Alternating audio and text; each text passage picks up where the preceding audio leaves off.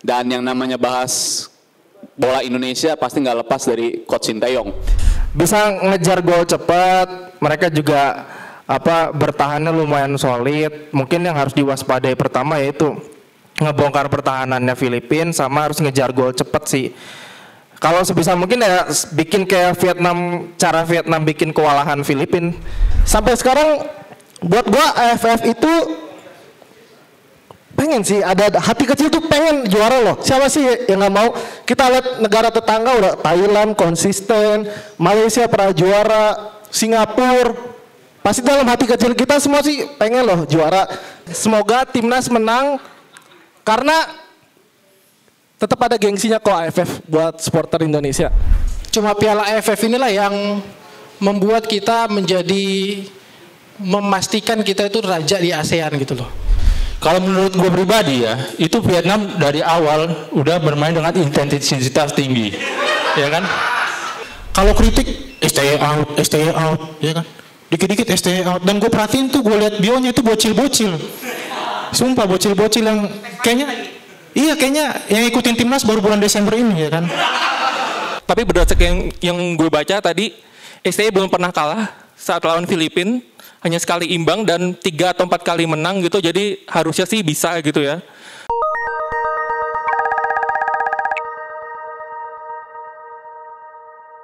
Cita-cita ke Piala Dunia, walau performa di AFF gitu-gitu aja. Sering di laga penting hilang poin, masihkah bisa dibilang pelatih bertangan dingin? Selamat datang kembali di komunitas Bandit Indonesia. Oke, selamat malam teman-teman. Selamat datang lagi di episode yang mungkin sudah ke-12, ke-13, gue lupa lagi seperti biasa. Dan terima kasih juga buat teman-teman walaupun cuaca di luar sedang hujan deras, tidak sederas gol-gol kita di Piala AFF. Terima kasih tapi sudah menyempatkan hadir di sini. Bahkan Joshua sampai basah kuyup, udah kayak hoki cara lagi tanding. Gimana? Joshua, kamu nggak mau ngelap-ngelap dulu gitu? Ini banyak tisu di sini kok, tenang. Kalau seandainya butuh buat ngelap, soalnya bajunya basah kuyup banget itu. Aman tapi Jos, aman, jangan masuk angin ya. Sepak bola Indonesia masih membutuhkan Anda Joshua. Tetap jaga kesehatan. Oke, seperti biasa kita akan diberikan waktu 5 menit ke setiap penampil dan kita akan membahas topik yang lagi panas, pelatih kesayangan kita semua. Gak ada gambarnya, nanti kalau ada, nah ini dia nih. Pelatih kesayangan kita semua yang tiba-tiba lagi banjir kritik karena performa di AFF kurang memuaskan dan juga mengagetkan kita para pecinta sepak bola. Tapi sebelum itu, seperti biasa kita akan dibuka oleh ketua harian kita. Siapa lagi kalau bukan Pandit senior di KPI, wes. Ini lordnya Pandit KPI, asik. Boleh tepuk tangan buat Bang Rizal Balawi. Oke, thank you semuanya yang udah datang. Nih juga gue terkejut ada beberapa wajah baru kayaknya nih ya. Mas saya wajah baru, ini juga wajah baru yang ternyata Gerardo bawa adek hari ini. Sama-sama Gus juga panggilannya, Gus ya, Gus tetap Gus ya. Oke, jadi ada Gus lagi, tambahan Gus pada hari ini dan ya ini makasih buat kalian yang udah pada hadir, yang udah konsisten hadir dan memang kalau bulan Desember gini hawa-hawa liburan susah buat dilawan ya, udah mode liburan tapi gue yakin kalian tetap semangat buat datang di KPI. Beberapa juga masih dalam perjalanan karena terjebak hujan dan yang namanya bahas bola Indonesia pasti nggak lepas dari Coach Sinteyong yang gue yakin lo juga udah pada punya unek-unek lah ya, unek-unek atau justru pembelaan untuk Sinteyong dan gue tertarik nih untuk melihat pendapat kalian semua selama 5 menit nanti di panggung ini bakal kayak gimana.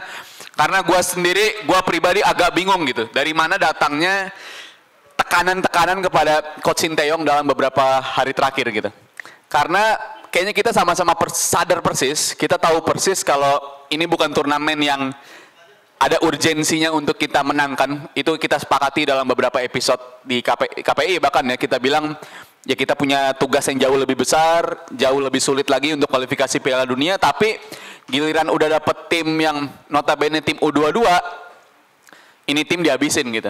Gua ngeliat di sosial media ini dihabisin banget, bahkan rumor-rumor soal STY nasib di ujung tanduk juga ada yang ngelempar juga ya, ngelempar di Twitter dan itu hit tweet juga, selayaknya tweetnya Gerardo di game week pertama timnas waktu itu kan, dan selalu jadi perhatian gitu. Dan gue sih nggak mau panjang lebar ya, karena gue sendiri agak bingung juga kenapa hal ini bisa terjadi dan ya ada salah satu orang yang istilahnya juga poin-poinnya soal timnas tuh selalu ditunggu-tunggu gitu. Baik itu ngeselin atau justru itu jadi obat bagi kita yang mengatakan kalau buat apa sih AFF ini kok nuruninnya tim U22 yang padahal AFF sendiri udah menyediakan kan turnamen yang namanya berjenjang gitu.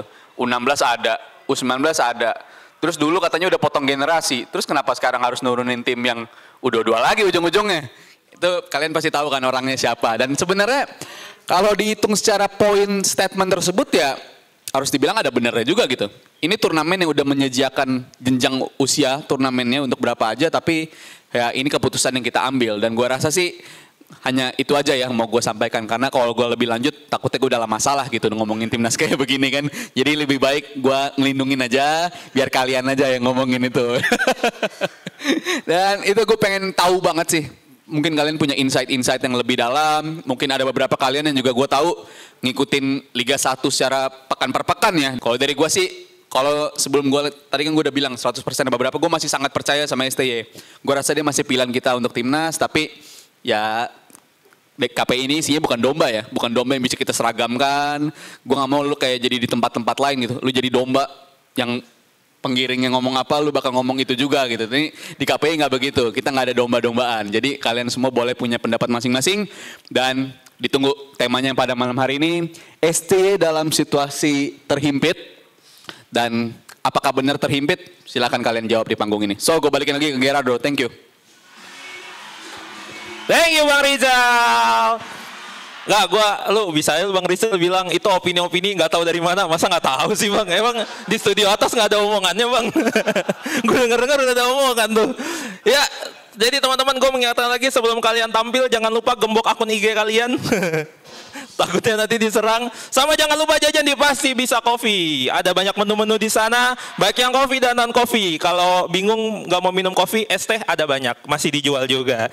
Oke, banyak banget. Untung nggak ada Dava nih, kalau ada Dava celutukannya bahaya banget nih. Oke, kita langsung ke penampil pertama. Ini request langsung dari ketua harian kita, jadi lu nggak bisa nolak atau lu di-kick dari grup dan di-ban dari sepak bola Indonesia, enggak dong.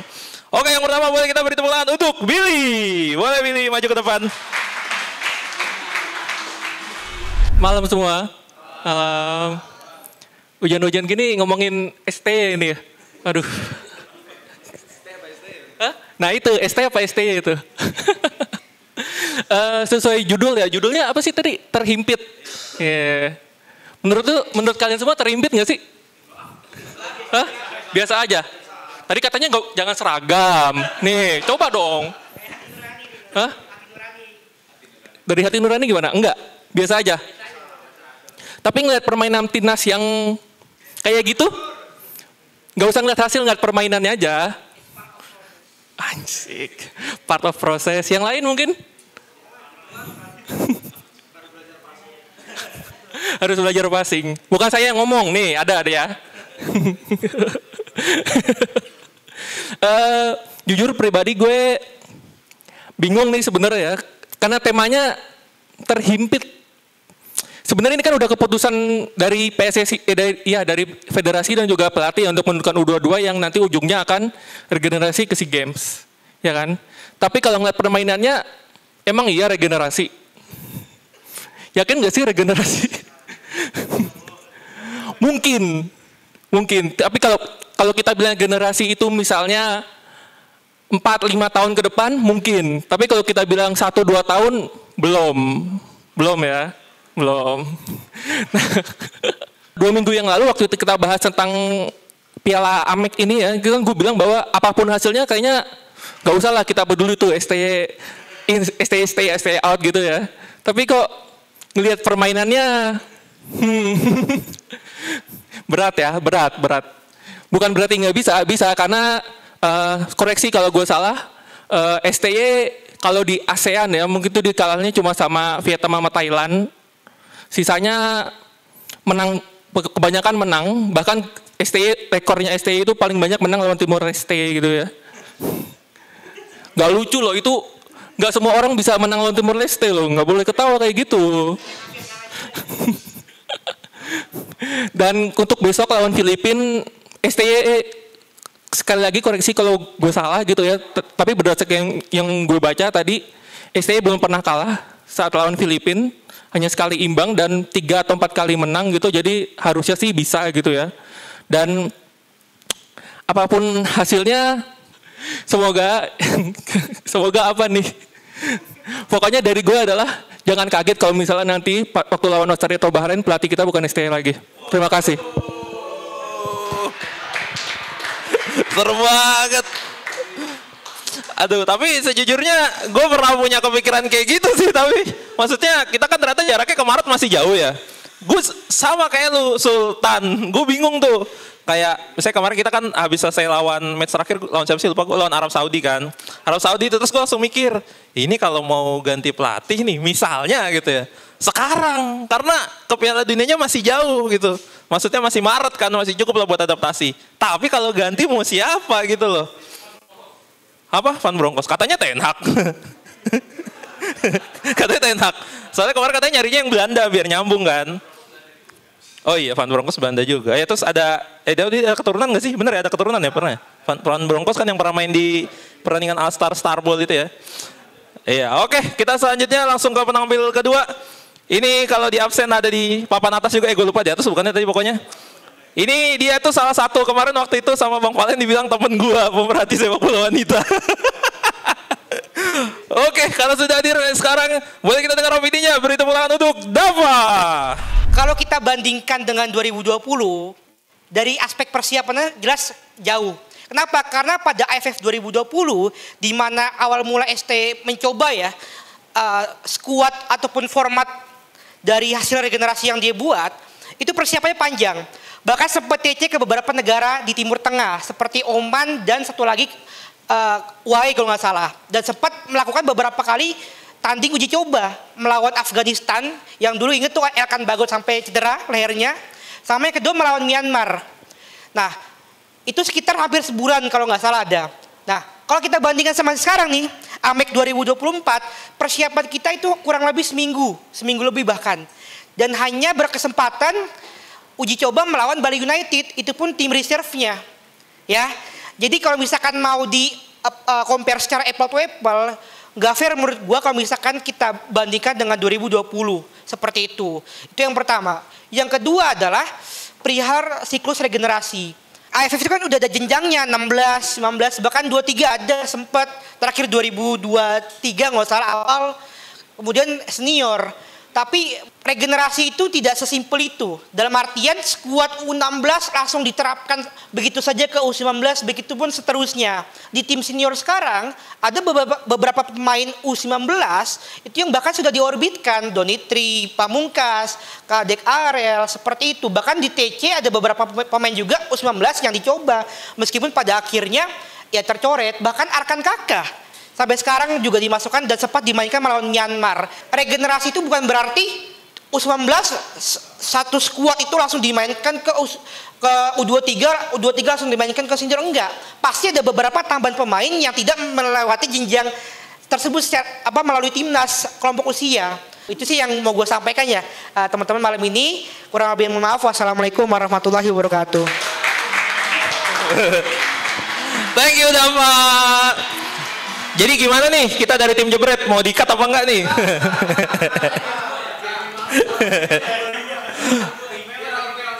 Ya buat teman-teman makanya yang di rumah kalau mau tahu ada apa makanya datang ke sini. Kalau cuma nonton di YouTube mah itu udah potongan-potongan doang. Tapi Dava lu gitu-gitu harus apresiasi dia loh. Dia kalau bikin konten di skripnya bagus loh.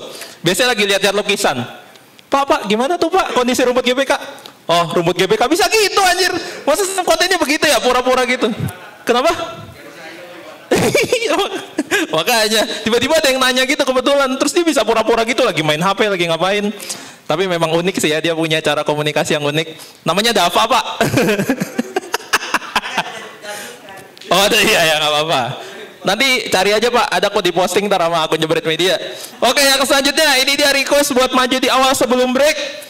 Dan kayaknya udah menyiapkan opini terbaik nih tentang sepak bola nasional malam hari ini, asik. Oke, boleh kita sambut maju ke atas panggung, silakan Bang Felix. Selamat malam semua. Ini tadi udah nyebut tokoh-tokoh, udah kalau gua enggak ya, takut gua masih mau hidup besok.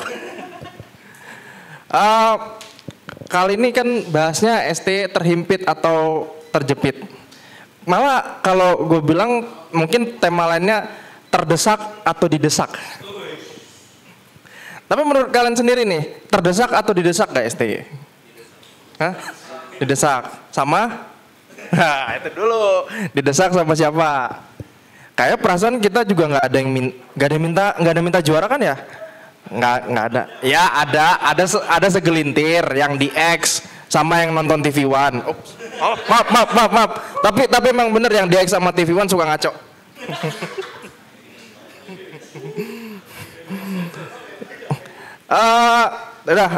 Jangan di-cut yang tadi.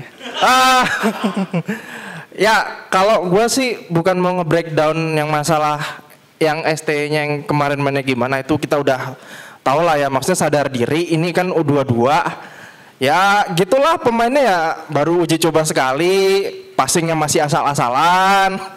Kalau ngincer long ball juga bolanya nyasar sampai ujung atap manahan. Tapi ya udah, gue breakdown aja soal ini sih. Salah satu keluhan ST soal jadwal aja. Kalau kan pasti tahu kan AFF main jedanya 2-3 hari sekali ya. Yang paling lama cuman yang nanti kita bakalan lawan Filipina. Kalau gue sih mungkin kritisi ke AFF-nya, kalau mungkin AFF mikir kayak ngatur pertandingan UEFA Nations League kali ya. Yang mainnya Kamis, besok bisa main Minggu, yang main Jumat, mainnya Senin, yang mainnya Sabtu, mainnya Selasa, kayak gitu. Asia tuh bukan Eropa, cok. Kalau Eropa ya paling jauh cuman Islandia ke Kazakhstan doang. Kalau ini kan ya kebayang lah, apalagi kayak kemarin ke Myanmar, pas ngelihat bangku preskonnya Myanmar itu udah kayak bangku nikahan. Terus udah gitu terbangnya juga nggak aman karena ada pembatasan. Ada masalah ini itulah, jarak geografisnya juga. Kalau ya menurut gue juga nggak make sense kalau misalkan jadwal udah turnamennya harus terbang sana sini, mainnya juga jedanya cuma 3 hari sekali, nanti semifinalnya juga begitu. Kalau emang mau seperti itu ya bisa, tapi taruhnya ya barengan sama yang Nations League-nya UEFA setiap bulan. Jadi misalkan 2 match September, 2 match Oktober, 1 match November, baru habis itu ya udah Maretnya semifinal, Juninya final. Kalau kayak gitu tuh bisa. Cuman nanti repotnya kualifikasi Piala Dunia jadi mundur setahun. Jadi setahun. Jadi harus bikin 8 grup mau nggak mau. Ya kalau itu pertama ya yang dari jadwal yang dikritisi begitu. Terus kalau soal squad lagi ya come on lah ya. Kalau ngelihatnya kayak kemarin habis kayak euforianya gede banget habis menang lawan Arab Saudi, tiba-tiba ikut AFF kayak kebanting lagi, kayak ST itu udah bawa Garuda terbang sampai ke luar angkasa, tiba-tiba turunnya harus sampai ke inti bumi lagi, nyarinya pemain yang ya U22, U20, U23 yang ya sama Coach Nova sama Coach saja masih kewalahan ngajarin passing kayak gimana. Tapi bagus sih, maksudnya kayak ini kan persiapan ya, maksudnya buat yang anak U20-nya ada berapa sih kalau 3 ya? 3 yang U20 terus sebagian besar U23 kan buat mentality mereka di Asian Cup U20, terus juga ada apa lagi Bung? Acara kita, SEA Games, terus Asian Cup U23, ya di RCT semua itu saya tahu. Ya, dan kalau ngeliat kemarin kita ngomong langsung ke lawan Filipina ya. Itu kalau kan kebetulan gue nonton bosnya Bung Rizal bawain. Ya gitu, dari sisi mainnya kayak bisa ngejar gol cepat. Mereka juga bertahannya lumayan solid. Mungkin yang harus diwaspadai pertama yaitu ngebongkar pertahanannya Filipina sama harus ngejar gol cepat sih. Kalau sebisa mungkin ya bikin kayak Vietnam, cara Vietnam bikin kewalahan Filipina. Kayak gitu sih mungkin yang harus dilakukan ST di pertandingan terakhir. Dan karena Marcelino udah kembali, cobalah pasang Marcelino sama Victor Detan bareng. Siapa tahu itu bakal works kan, gak ada salahnya. Terus ya strikernya, gue muak sama Hoki Caraka beneran. Janjinya janji palsu semua, bilang mau top skor AFF, apaan? Gak ada bikin gol sama sekali. Ya mendingan sekalian pasang Rafael Strike sama Ronaldo Kuateh kalau kayak gitu. Ya paling Hoki sama Arkan majunya ya babak kedua lah daripada ya bikin repot kita ntar di babak pertama. Oke, mungkin dari gua itu aja ya. Oke, selamat malam. Thank you Bang Felix. Keras banget Bang, kita panik ini tim editor kata Bang Rijal kayaknya nanti video cuma 30 menit ini, biasanya kan sejam ya, sekitar sejam 2 jam. Oke, terima kasih buat teman-teman yang baru datang, akhirnya sudah menembus hujan sampai ke sini. Selamat datang Bang Andrew, adanya Andre. Oke, yang selanjutnya kita beri sambutan untuk Sultan Rafi.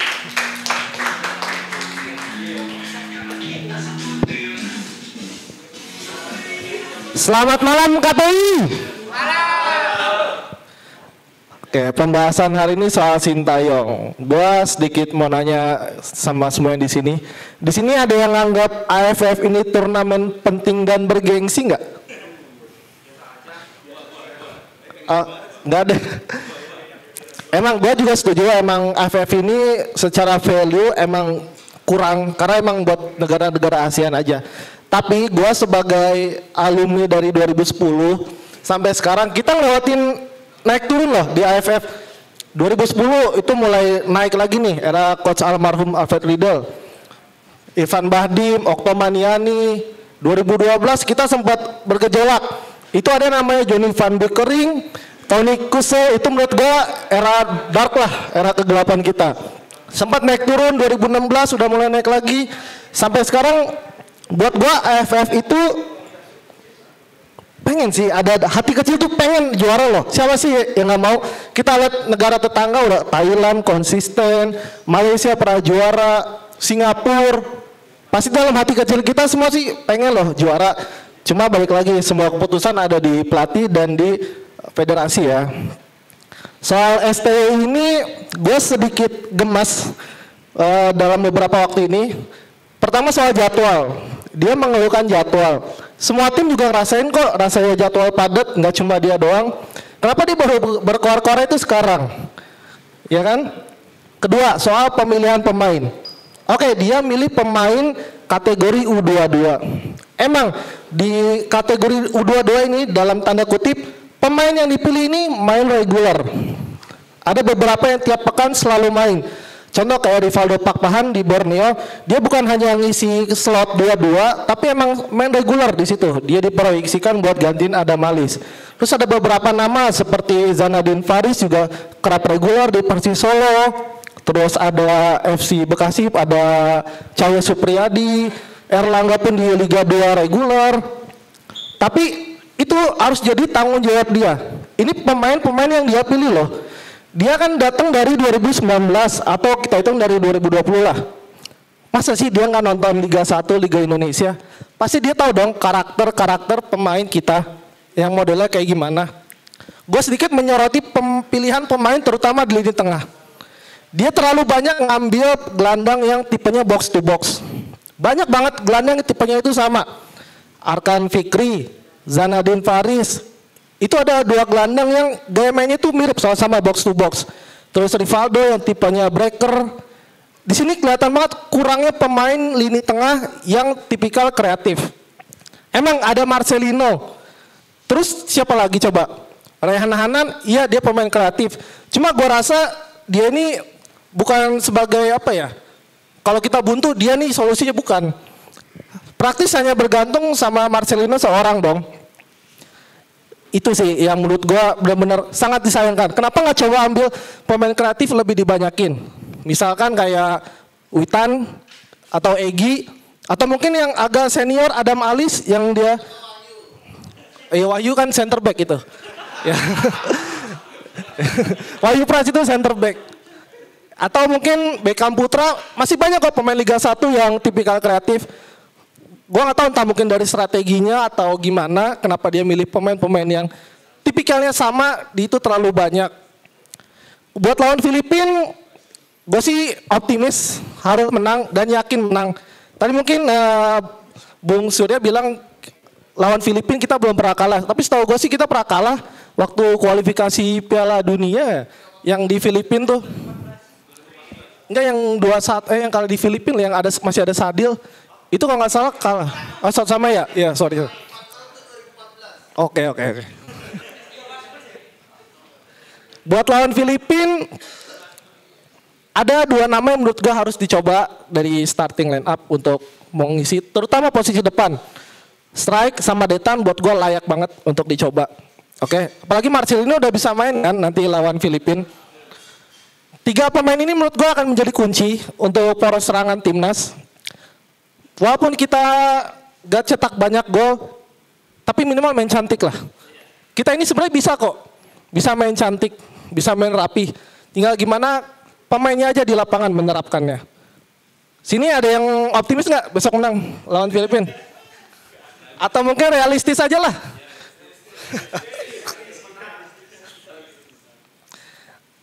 Ya itu aja sih dari gua. Semoga timnas menang karena tetap ada gengsinya kok AFF buat supporter Indonesia. Terima kasih. Selamat malam KPI. Thank you Raffi. Ini kayaknya kita hari ini kok ngomongin timnasnya kayak nggak kayak pas habis lawan Arab sih. Rasanya kayak tiba-tiba kehilangan gairah gitu. Oke, sebelumnya ini, aduh, sorry. Oke, sebelum kita break, ada satu lagi kalau tadi udah Raffi yang ini dia Raffi part 2. Boleh teman-teman buat Raffi Ferdito. Minggu pagi pergi ke rumahnya Pak Anton. Karena disuruh ibu buat mengambil buku. Woi penonton, Assalamualaikum warahmatullahi wabarakatuh. Oke, terima kasih ya semuanya. Oke, sebenarnya nih, sejujurnya gue pada saat ini tuh bingung ya. Gue nggak tahu kenapa kalau misalnya disuruh bahas timnas tuh bingung gitu. Karena mungkin gue lebih sukanya tuh ngebahas terkait bola Eropa ya. Tapi karena temanya tentang STY, kita coba bahas aja ya. Oke, mungkin di sini semua pasti pada udah nonton kan terkait kompetisi Piala AFF 2024 yang ini. Menurut kalian gimana permainannya? Memuaskan sekali atau memuaskan buat siapa? Oh, buat lawannya ya. Oke, kalau misalnya kan waktu itu sempat diadakan juga nobar di sini. Waktu itu pertandingan melawan Laos ya.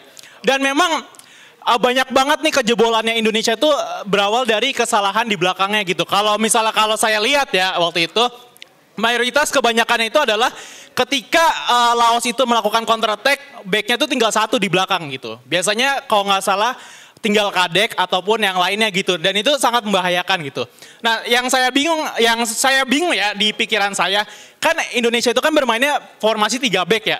Tetapi kenapa kalau misalnya diserang itu tinggal sisa 1 di belakang itu menurut saya sebuah anomali yang besar sih. Harusnya kan kalau misalnya bermain 3 back, ya minimal 2 lah di belakang lah. Biar kalau misalnya di counter attack, itu bisa menangkalnya ya. Nah ini di sisa 1 ini di belakang gitu, mana kadang suka error juga, terus suka gampang dilewatin gitu. Jadi ini ya sebuah kesalahan gitu. Terus yang kalau misal dicatat di pertandingan kemarin lawan Laos itu lawan Laos itu, ini juga belum nggak ada gol dari open play ya. Dari bola mati semua, dari corner, abis itu dari lemparan, rebound dan lain-lain gitu. Ini juga menjadi sebuah catatan juga ya. Terus kemudian juga dari selama 3 pertandingan ini tuh nggak ada satupun gol yang dicetak dari striker ya. Nggak ada gol dari strike, nggak ada gol dari Hoki Caraka. Gol itu dari back semua kan kalau misalnya dilihat dari awal gitu.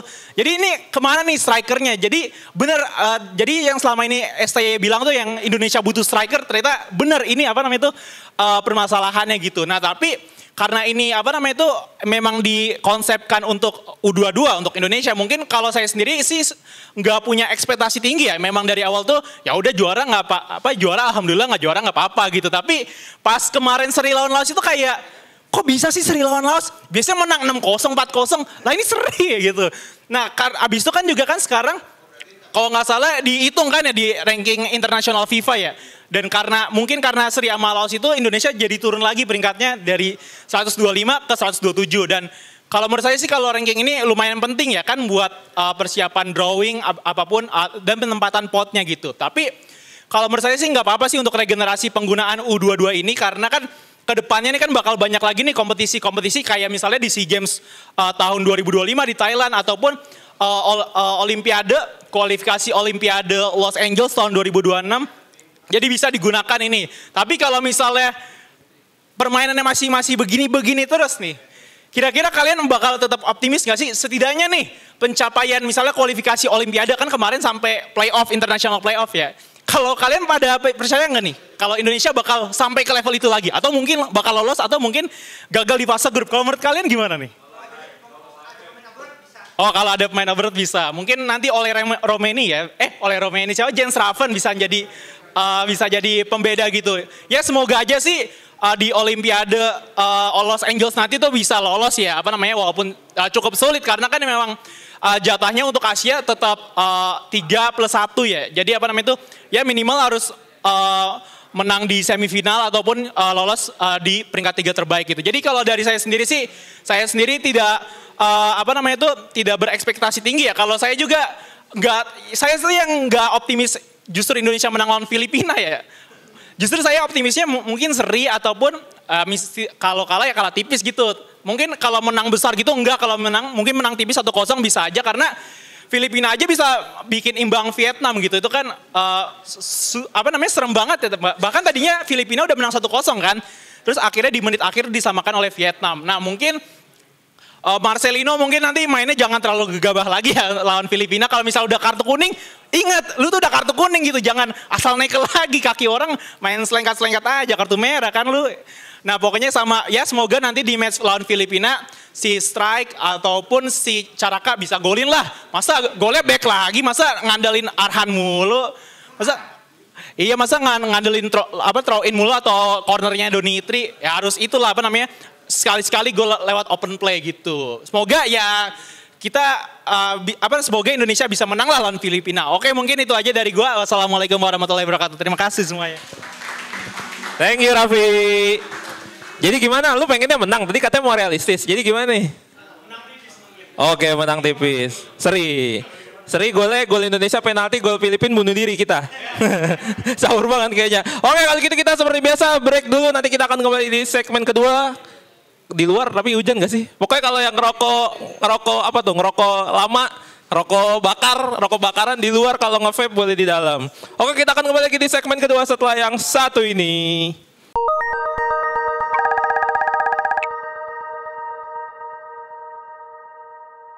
Jarang golin jadi andalan, top skor liga malah jadi pajangan. Kembali lagi di komunitas Madrid Indonesia. Mantap.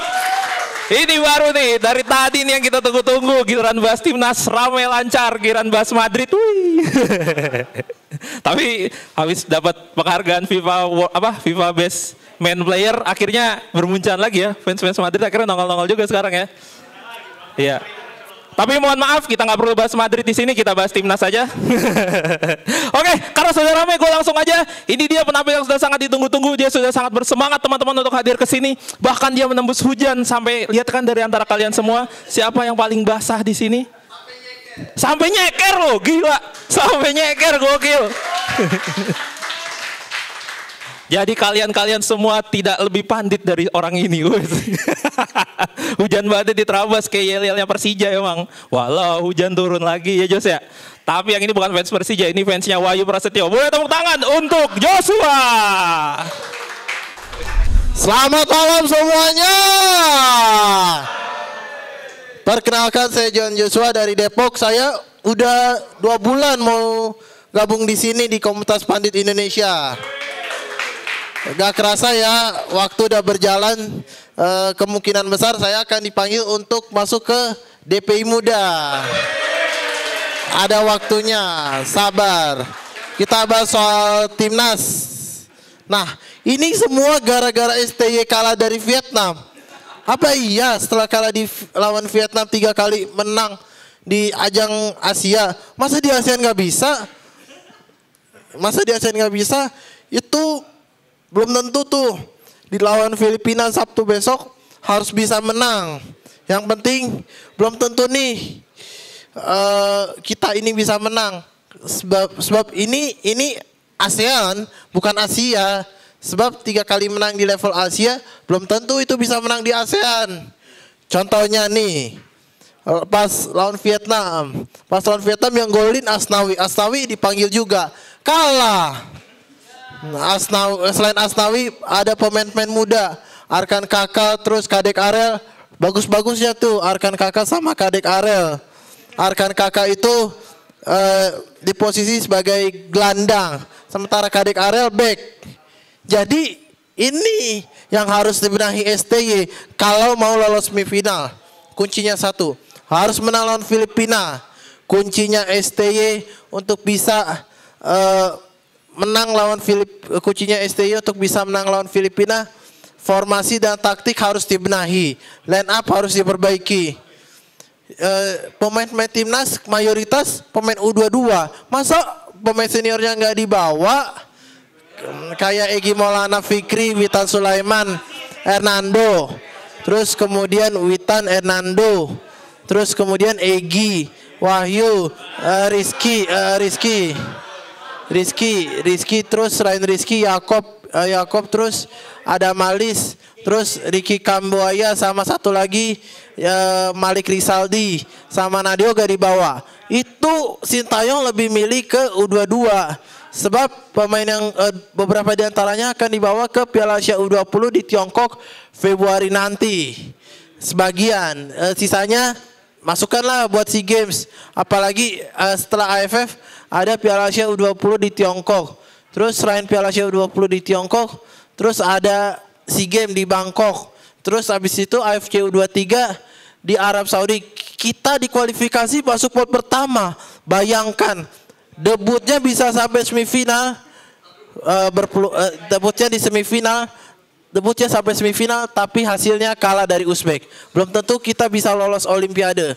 Masih ada Asian Games di Hangzhou, di Nagoya.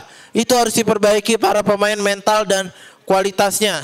Yang dibawa Kadek Arel sama Arkan Kakak. Yang harus kita bawa nanti buat SEA Games 2025 di Bangkok. AFC U23 yang harus kita bawa sama Asian Games di Nagoya Jepang sama Piala Asia 2027 wajib dibawa Arkan Kakak sama Kadek Arel. Sementara itu STY sendiri lebih mengandalkan U22 sebab ini regenerasi. Kita gak tahu dalam 3 atau 5 tahun ke depan harus bisa lebih baik lagi dari yang sekarang. Apalagi nanti Piala Asia U20 lawannya adalah Uzbekistan, Iran dan Yaman. Yang paling berat Uzbekistan, sedang Iran. Yang paling gampang Yaman. Beberapa pemain AFF itu harus bisa fokus menghadapi beberapa 3 lawan berbeda. Contohnya Uzbekistan, Iran dan Yaman. Apalagi sebelum Piala Asia U20, AFF dulu. Kita konsisten, kita kerja keras, kita maksimal dan harus raih trofi untuk pertama kalinya. Saya John Joshua dari Depok, terima kasih. Thank you Joshua. Oke, selanjutnya kita langsung saja nih ke yang udah berani naik nih untuk berkali-kali datang. Boleh tepuk tangan untuk Ajarepan. Gue mungkin gak bakal ngebahas secara teknikal ya, karena emang gue gak paham juga, masih belajar juga. Jadi gue kayaknya mungkin mau membahas intermezzo sedikit aja, berhubungan dengan Timnas Indonesia dengan Piala AFF. Gue ini sebenarnya punya core memory antara Timnas Indonesia dan Piala AFF. Waktu itu Piala AFF 2010. Nah dulu namanya masih AFF Suzuki Cup. Itu benar-benar jadi momen pertama kalinya gue nonton bola di stadion langsung. Waktu itu di stadion GBK. Indonesia kontra Malaysia ya yang final ya. Yang cuma finish di runner up. Dan itu menurut gue ini yang membuat titik awal gue kenapa gue mulai suka bola. Gara-gara Timnas dan Piala AFF ini. Oke, berikutnya juga mungkin tentang sedikit tentang AFF ya. Gue nonton AFF baru sekarang lagi nih, baru yang AFF 2024 lagi setelah mungkin 14 terakhir ya 2010 itulah gue nonton AFF. Udah 14 tahun berarti ya kan. Dulu gue masih kelas 5 SD, sekarang gue pengangguran. Sekarang gue pengangguran juga baru ngikutin lagi karena terlalu banyak waktu luang. Oke. Dan gue ngelihat dari 3 pertandingan belakangan ini, yang gue lihat itu kayak kita bermainnya bagus, cuman finishingnya nggak ada. Dan gue lihat sendiri dari statistik terakhir yang memang pertandingan kontra Laos juga kan, yang banyak menyumbangkan gol tuh dari lini belakang. Dari yang saya dibilang sama Mas siapa ya, yang tadi yang ngegolinnya lebih banyak center backnya dibanding dibanding lini depan kayak Rafael Strike atau Hoki Caraka atau lini depan yang lainnya. Malah justru lebih banyak timbul dari lini belakang. Dan gue agak sedikit tegang waktu nonton yang kontra Vietnam nih yang hari Minggu kemarin.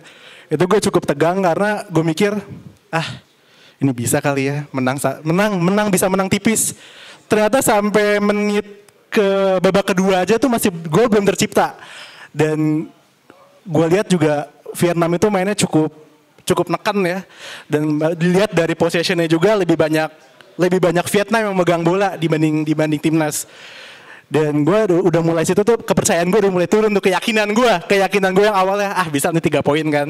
Tapi memang secara track record kita belum pernah kan merebut 3 poin sebelumnya atau menang sebelumnya melawan Vietnam.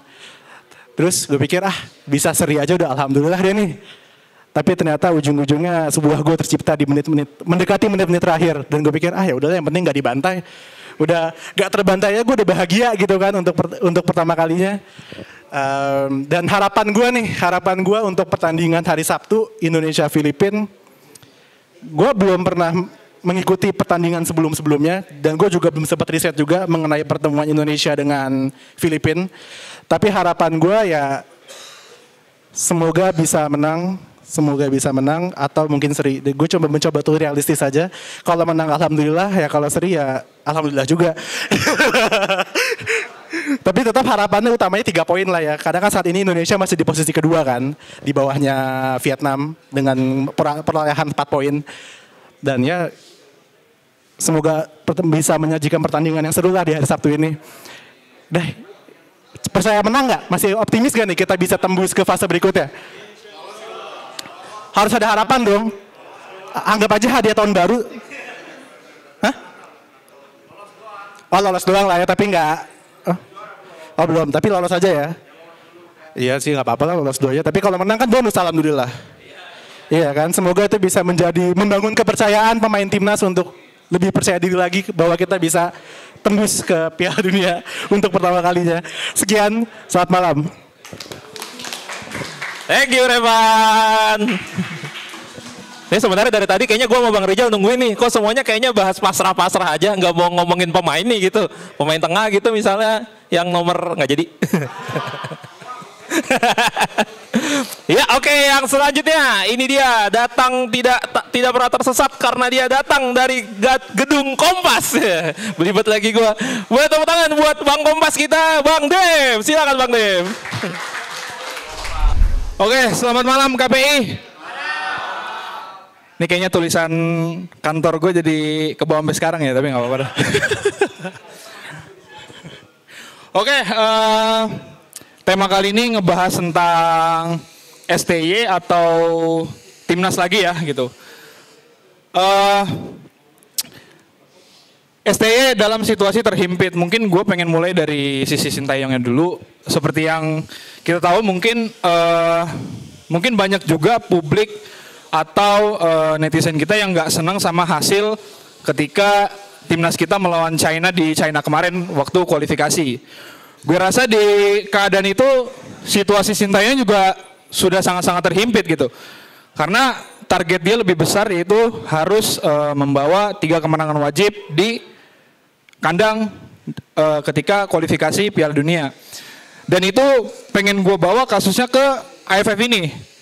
Di AFF ini gue rasa Sintayong nggak begitu senang dengan skuad yang dibawa. Ini menurut gue aja ya gitu. Karena kalau gue lihat keluhan dari Sintayong itu masalah jadwal ya kita semua mungkin setuju ya, kurang masuk akal mungkin ya. Karena semua tim mengalami hal yang sama juga, jadwal di AFF yang cukup padat, tapi ya memang dilihat dari kondisi itu agak nggak etis juga gitu. Karena ya Sintayong pernah ada di World Cup yang dimana tensinya lebih tinggi, terus juga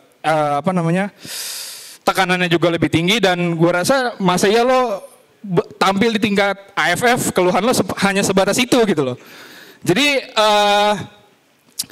gue rasa itu hanya ungkapan kurang happy-nya Sintayong aja, terutama dengan skuad yang dibawa ya. Apalagi Sintayong hanya mendapatkan training camp dengan 1 laga uji coba melawan Bali United yang kita waktu itu tahu ya. Dan dari awal pun Sintayong dikasih target sama, bukan dikasih target sih, maksudnya dikasih dikasih squad lah sama PSSI, yaitu U22 karena memang ada tujuan-tujuan tersendiri, yaitu untuk SEA Games lah atau Piala Asia U23 lah gitu. Cuman kalau gue mencoba untuk netral di sini,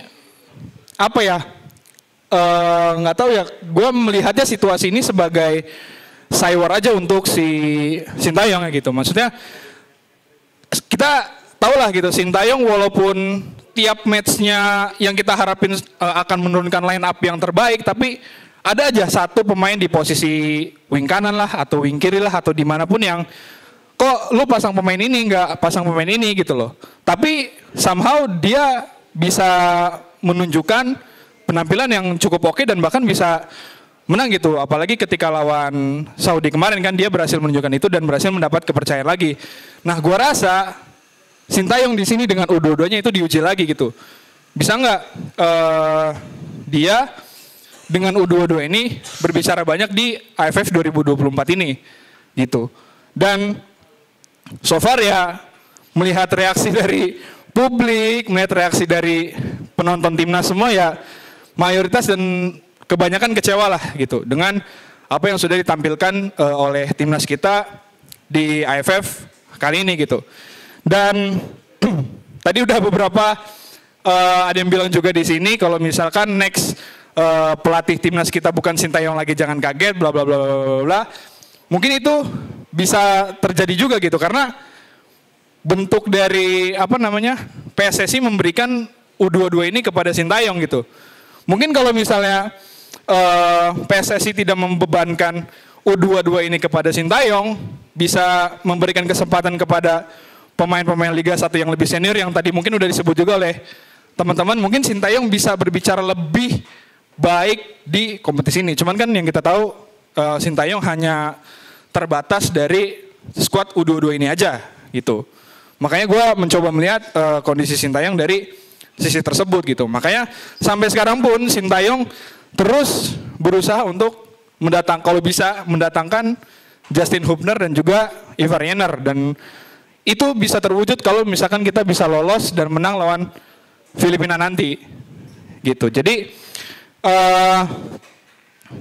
dengan tema kali ini gue setuju Sintayong bisa, situasi Sintayong sangat terhimpit dan Sintayong bisa membayar itu dan menjawab itu ketika melawan Filipina nanti. Dan jawabannya hanya satu, yaitu menang. Dah, itu aja dari gue. Thank you. Luar biasa Bang Kompas, penuh riset dan juga penuh inspirasi Indonesia, luar biasa. Jadi buat teman-teman nanti kalau ada peserta-peserta baru biarin dia nulis instansinya ya, biar kita sangkut sampai episode selanjutnya. Oke, dari Bang Kompas kita menuju ke fans Arsenal. Boleh kita tepuk tangan untuk Erik. Udah panjang rambut gue. Rambut gue kayak panjang gini kayak Sintayong ya. Sorry Mas Dev, boleh pinjam topinya bentar gak? Bentar, tunggu bentar.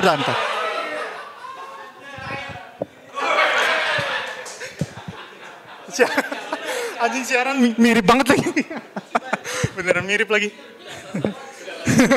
Sorry.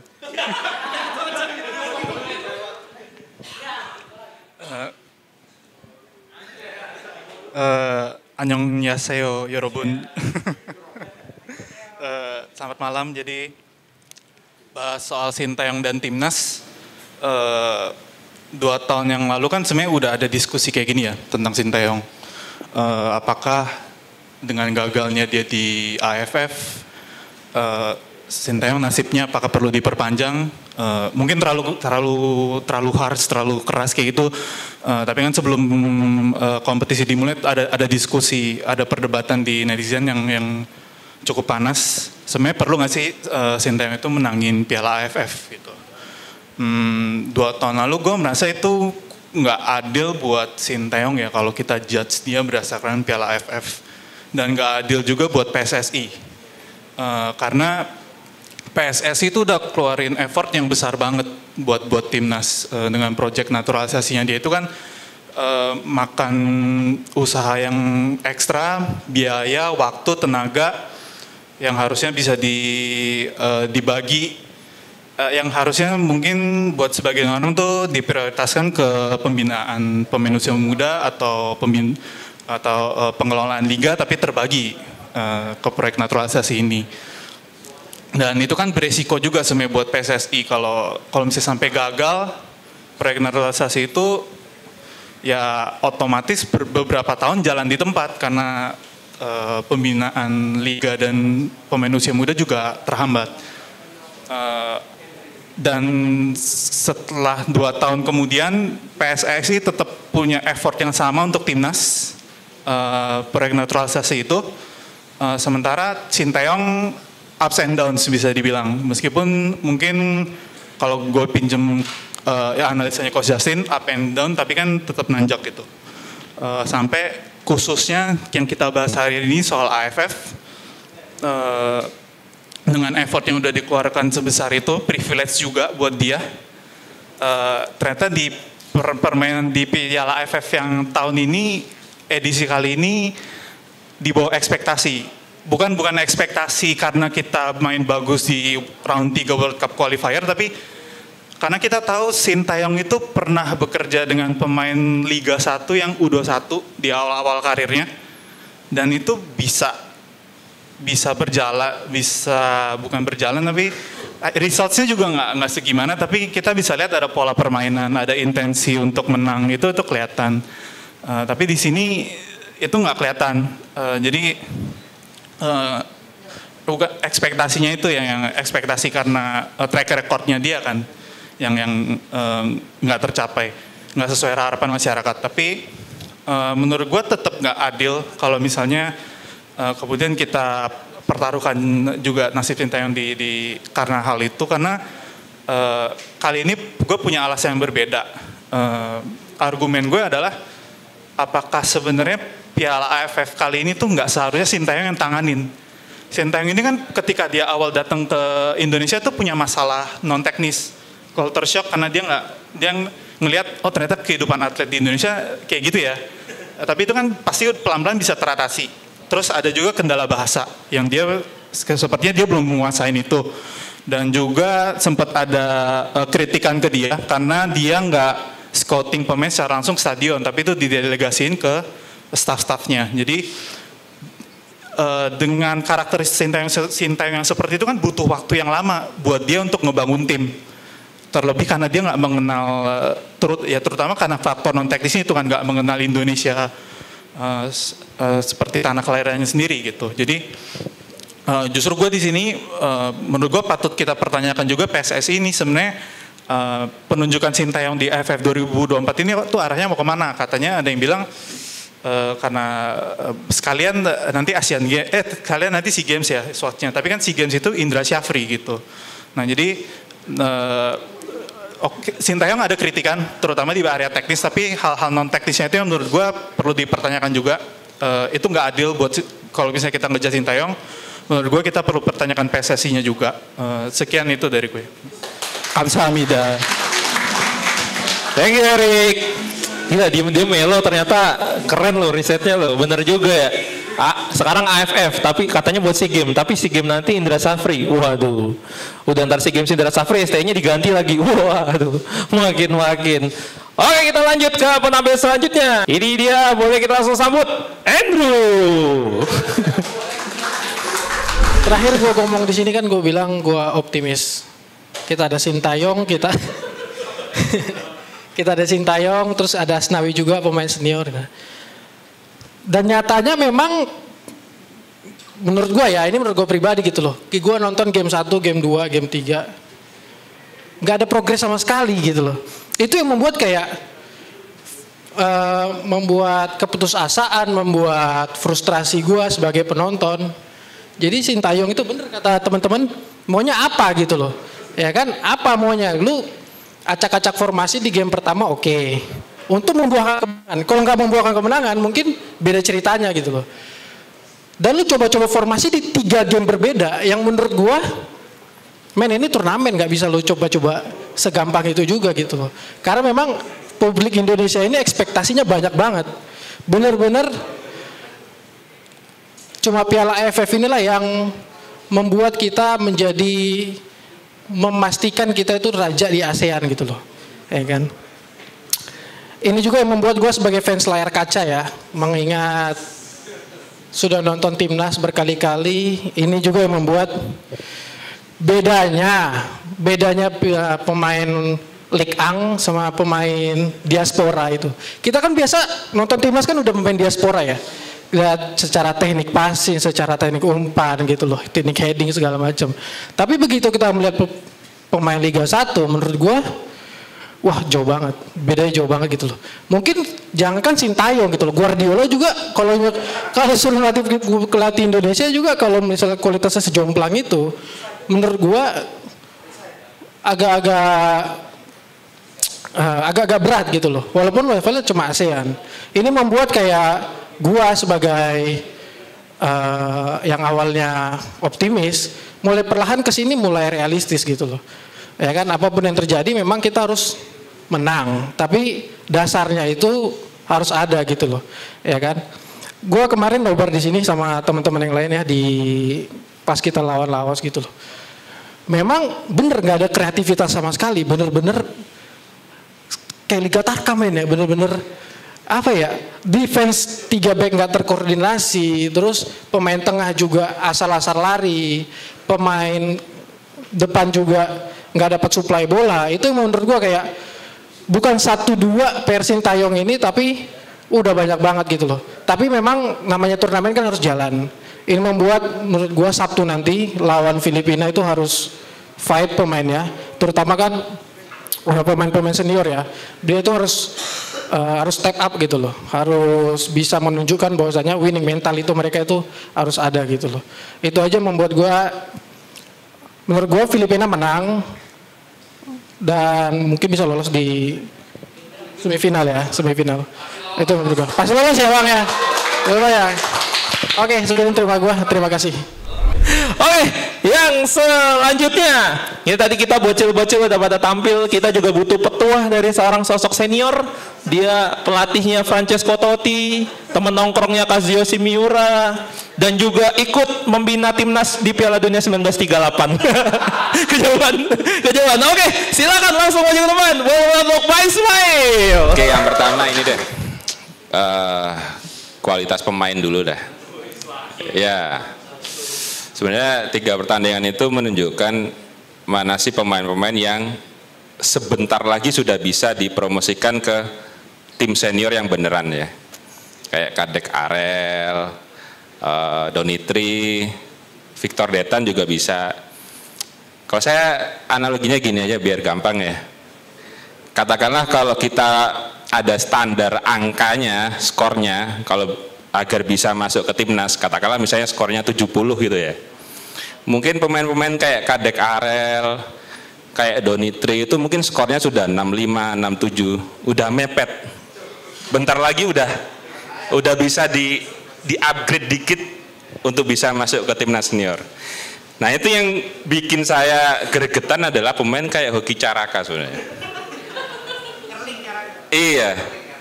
Kalau Hoki Caraka ini, ya sorry to say ya, mungkin 55 atau 60 mungkin skornya gitu. Jadi masih jauh gitu ya. Dan juga pemain-pemain lain ya, Arkan Fikri juga. Jadi kita ngomong fair-fairan aja ya ini ya. Karena gini, ini mungkin belum pernah dibahas ya. Kita jangan menghujat pemain terlalu berlebihan, toksik yang negatif, tapi juga jangan toksik yang positif. Ini penting karena saya ambil contoh nih, biar agak ada perbandingan di bulu tangkis kita lah. Vibe-nya kan positif terus kan. Pemain-main ancur-ancuran, oh mereka sudah berjuang maksimal gini. Nyatanya kita 5 tahun nggak pernah juara dunia lah. Olimpiade gagal total, Asian Games nggak pernah dapat medali. Tapi kan fans-fansnya selalu bilang, oh mereka sudah berjuang maksimal, bla bla bla bla. Jadi jangan toksik yang negatif, tapi juga jangan toksik yang terlalu positif gitu. Kalau memang mereka main buruk ya bilang aja main buruk gitu kan. Banyak pemain yang menurut saya nggak layak, belum layak untuk tampil di timnas senior ini. Dan juga ini secara teknis sih sebenarnya sesuai umur ya. Saya kan nonton timnas itu sejak tahun berapa ya? 95 ya. SEA Games Chiang Mai itu. Sejak dulu sampai sekarang itu memang kita jarang punya gelandang yang pivot yang benar-benar apa ya, bisa menguasai lini tengah. Memang karakter pemain kita mungkin kurang bisa ini ya, kurang bisa menguasai lini tengah ya. Tipe gelandang kita kan biasanya kan dua. Kalau nggak nomor 6 yang tukang pukul, yang tukang jegal-jegal, atau nomor 10 yang nggak jago-jago banget sebenarnya. Tapi nggak ada yang benar-benar apa ya, nomor 8-nya yang benar-benar bisa menguasai lini tengah. Dan itu yang terlihat di tim kita. Lini tengahnya kan bolong gitu kan. Ini belum bahas STY sama sekali ya. Oke, khusus untuk STY, STY ini sebenarnya punya ini ya. Kalau saya lihat dia itu punya habit ya untuk ngeprank sebenarnya. Dia itu punya, gue prank nih. Formasinya gue acak-acak nih. Buat ngejutin lawan, tapi ternyata dia yang terkejut sendiri akhirnya kan. Dia bingung, terus nanti di babak kedua coba direparasi, coba diperbaiki. Kadang berhasil, sering juga gagal. Dan kemarin 2 pertandingan terakhir itu Laos dan Vietnam itu kelihatan pranknya ini gagal gitu. Dari awal gagal, dibenahi juga gagal gitu. Jadi ya lebih ke attitude sih kalau menurut saya sih, kebiasaan dia gitu. Terus apa lagi nih? Kasih deh. Mau bahas apa? Hah? Apanya? Pemain secara individu. Ya udah kan tadi saya udah bilang tadi, yang layak masuk timnas sebenarnya yang mendekati level timnas, yang kira-kira bisa dikasih kesempatan sebenarnya ya cuma 3 itu. Donitri, Kadek Arel, Victor Detan. Arkan kakak di timnas U20 aja nggak kepake loh. Sebenarnya ada Jens Raven, tapi kan dia beda. Nggak lanjut. Bahaya ini. Ini kalau bahas Jens Raven ini bisa jadi ini investigasi ini kan. Reportase. Nggak, itu aja sih. Nanti kalau lawan Filipina, worst case-nya ini saya khawatir kita nggak lolos sih sebenarnya. Karena nasib kita juga ditentukan sama Vietnam. Hitung-hitungannya, kalau Vietnam iseng nih, dia bisa ngasih kemenangan ke Myanmar 1 gol, katakanlah 2-1 atau 3-2, terus kita cuma menang 1-0, kita tersingkir. Vietnam tetap juara grup. Di Piala AFF ini, semua hal bisa terjadi loh. Ada yang nonton kan pertandingannya Kamboja Singapura gak? Kipernya itu ya.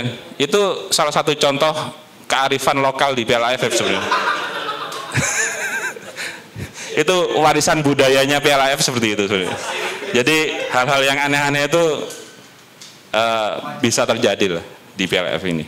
Oke, itu aja. Makasih. Luar biasa pengamatan seorang senior. Udah nonton dari 95 loh, luar biasa. Dan opini juga berbeda ya, jadi memiliki POV yang lebih jauh lah dari kita. Yang tadi kan rata-rata kita kan dari 2010. Udah kecewa masih lu terusin sampai sekarang. Itu tuh bingungnya jadi fans sepak bola Indonesia. Oke lanjut, tadi ini udah ada Bapak Kepala Sekolah. Ini masih dari instansi pendidikan. Ada 2 soalnya. Oke, yang selanjutnya ini dia Pak dosen kesayangan kita. Boleh maju ke depan, silakan Pak dosen Andri. Oke, selamat malam semuanya. Kalau bahas Sintayong, menurut saya kalau teman-teman ingat ya, yang hadir mungkin yang sudah nonton juga beberapa episode lalu itu sebelum lawan yang periode November ya, kan saya pernah bahas tentang soal komunikasi ya, PSSI ya. Bagaimana komunikasi PSSI saat sekarang itu buruk sekali ya. Dan itu terjadi lagi di bulan ini menurut saya. Kalau kita runut ke belakang tuh persisnya mulai sejak persoalan yang dialami antara STY dan juga Elkan Bagot. Lalu berlanjut di berikutnya itu misalnya yang terbaru misal Miss dan juga Eliano. Dan terakhir nih soal AFF lah, lalu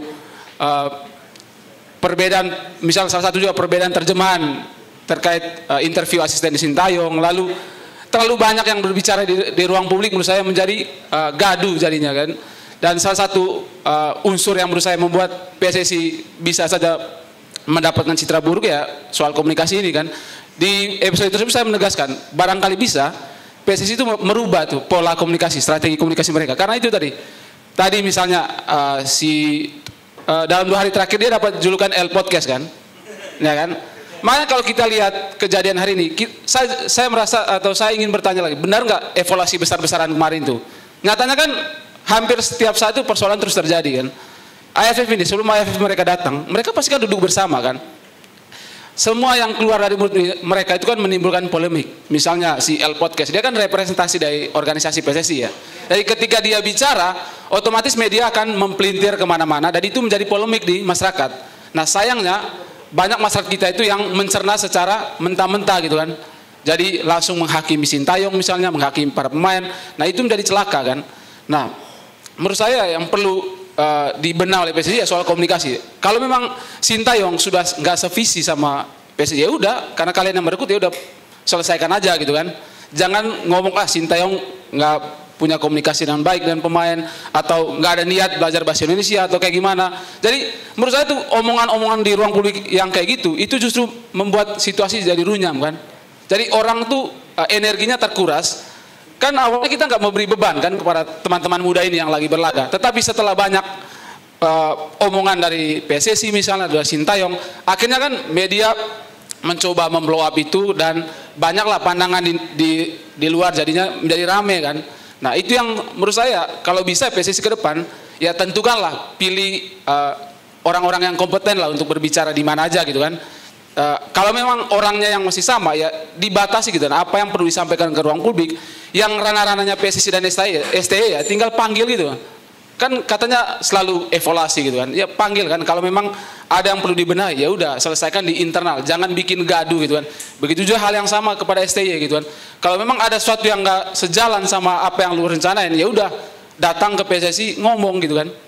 Ketika kalian apa-apa ke publik wah sekarang era digital gitu kan sepersekian detik kayak terjemahan kemarin aja lah di versinya PSSI beda di versinya netizen itu beda dan itu kan celaka gitu kan. Sebenarnya PSSI itu nggak butuh citra apa lagi selama timnas kita bagus itu udah bonus banget besar banget imbasnya mau dia melangkah kaki kemana aja ke depan itu pasti otomatis supporter bola pasang badan gitu kan. Artinya lu jangan mengada-ngada lagi gitu kan ya on the track ada stay on the track karena saya yakin kalau nggak aneh-aneh soal komunikasi ini pasti timnas kita baik-baik aja gitu kan. Dan terakhir menurut saya tetap pada posisi bahwa saya percaya kepada STY. Jadi terlepas ada banyak kekurangan yang menurut kita semua, menurut teman-teman di luar sana STY banyak kekurangan, itu adalah bagian yang perlu dievaluasi, bukan disampaikan ke ruang publik. Kalau memang ada yang memang perlu dievaluasi ya udah duduk bersama lagi, direview lagi itu game plan-nya, review lagi rencana PSSI-nya soal jangka panjang, menengah dan jangka pendeknya. Jadi stop bikin kegaduhan gitu. Karena justru yang bikin gaduh itu bermula dari PSSI dan juga STI-nya sendiri ya. Jadi kita itu ibaratnya kepancing lah dengan apa yang ada di media. Jadi itu saja dari saya, kalau bisa sekali lagi saya tegaskan tolong benahi cara berkomunikasi di ruang publik karena itu justru memulai polemik di masyarakat gitu. Sekian dari saya, tetap optimis. Luar biasa, dosen bukan sembarang dosen, Pak Andri dosen komunikasi. Yoi. Ya bener ya kan ngajar ilmu komunikasi ya Pak Andri ya. Yoi. Jadi kalau bingung nih PSSI mau nyari contoh komunikasi gimana konsultannya ada Bapak dosen Andri. Yoi, bisa jadi jubir. Ada di KPI, luar biasa, bisa datang ke KPI langsung direkrut nanti. Dan dia ngajar bukan di kampus sembarang kampus. Kampusnya satu grup sama yang nayangin timnas. Udah cocok, udah. Oke, kita lanjut sebelum kita menutup. Semuanya sudah hampir tampil, tapi kita masih ada beberapa performer lagi. Boleh kita sambut ke atas, ini dia Bang J versi light. Bang J, tahu? Gue nggak tahu kenapa lu pada bilang dia mirip Bang J sih. Gue nggak ngeliat. Oke, boleh maju ke atas, mau tepuk tangan buat Akbar. Oke, selamat malam semuanya. Harus semangat ya, tetap semangat ya. Oke. Hari ini kita bahas Sintayong, lagi-lagi Sintayong. Ada aja dramanya kan. Tapi gini, kita coba flashback dulu deh. Pada saat kita dikualifikasi nih di Piala Asia, netizen tuh kan AFF biasa aja ya kan. Fokus kita Piala Asia, Piala Dunia ya kan. FF mainin pemain-pemain yang lokal aja, pemain-pemain Liga 1 ya kan. Sekarang dicoba nih STY, eksperimen. Sebenarnya kan tujuan dari STY itu apa sih? Itu dulu kan di AFF ini. Ada target nggak? Dari PSSI sendiri nggak ada target kan. Yang penting bisa lolos ke semifinal, at least masuk semifinal. Karena menurut gua secara kualitas realistisnya kita semifinal lah istilahnya. Nah kita masuk nih ke grup Filipina, Myanmar, Laos sama Vietnam ya kan. Di atas kertas Vietnam doang kan. Tapi ternyata match pertama kita udah kalang kabut lawan Myanmar. Dan menurut gua dari sisi Myanmarnya sendiri, menurut gua ada progres nih dari negara ini.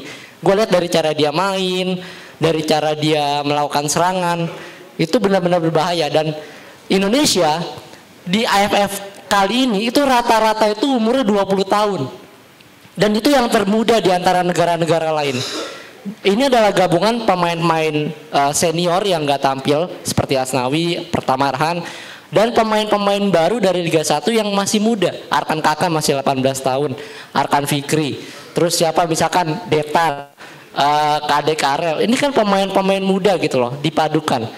Satu yang gua kritik dari Sintayong adalah ini kan pemainnya beda nih ya, bukan pemain-pemain yang lu latih, pemain-pemain diaspora, Tom Haye, Ivan Diener segala macam, bukan pemain-pemain itu kan, yang lu pakai di Piala Asia dan juga di kualifikasi. Kenapa lu masih menggunakan formasi 3-5-2? Itu yang pertama kali gua kritis, karena timnas senior aja yang udah ada Jai, udah ada Hapner, Haye, Marcelino, gua ngelihat di kualifikasi pakai 3-5-2 ini belum padu. Menurut gua, terutama lini tengah ya, lawan Arab, lawan China, kita kalah lawan China, terus kita juga keteteran lawan Arab, lawan Jepang apalagi kan, tengah kita bener-bener mati. Lu coba lagi nih eksperimen dengan pemain-pemain Liga 1 yang notabene-nya masih muda, lu pakai formasi 3-5-2, tengahnya Arkan Fikri. Nah, ya lu lihat sendiri kan, passing aja salah, mau main 1-2 segala macem. Gua nggak menyalahkan Arkan Fikri, tapi di sini memang setiap pemain memiliki kualitasnya masing-masing dan dia bisa nggak untuk menerapin sistem pelatih ini gitu loh. Dan kita lihat sendiri hasilnya, lini tengah benar-benar nggak jalan. Lawan Laos yang biasa kita menang 6-1, 5-1, 3 sama.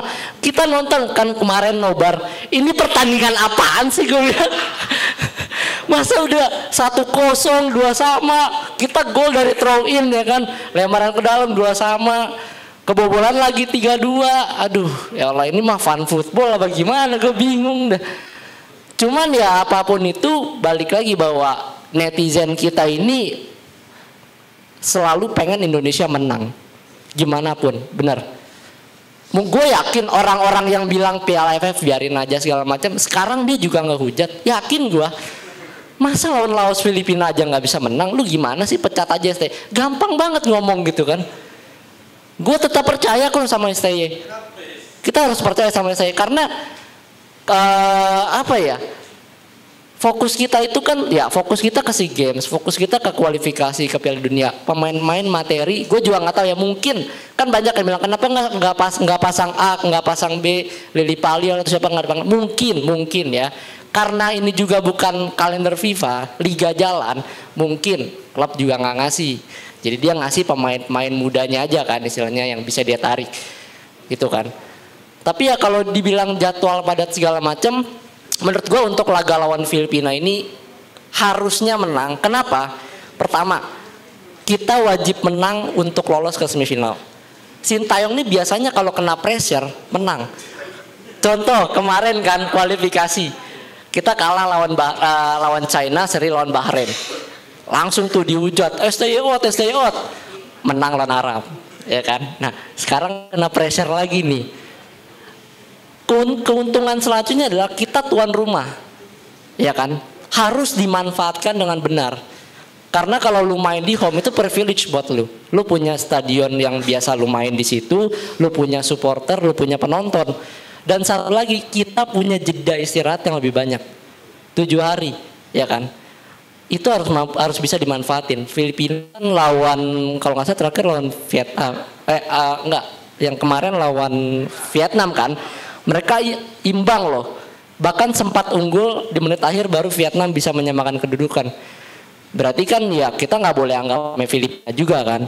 Tapi ya itu yang harus kita bisa maksimalin gitu loh. Dan gue percaya kok pemain-pemain kayak Arkan Fikri nih, kenapa orang kan berpikir kenapa sih main Arkan Fikri? Sebenarnya nggak buruk-buruk banget di main, tapi kenapa nggak tahu kemarin lagi buruk banget gitu. Dia kan masuk di Piala Asia dia mainkan, bahkan dia pemain terbaik kalau nggak salah U23, iya kan AFF udah.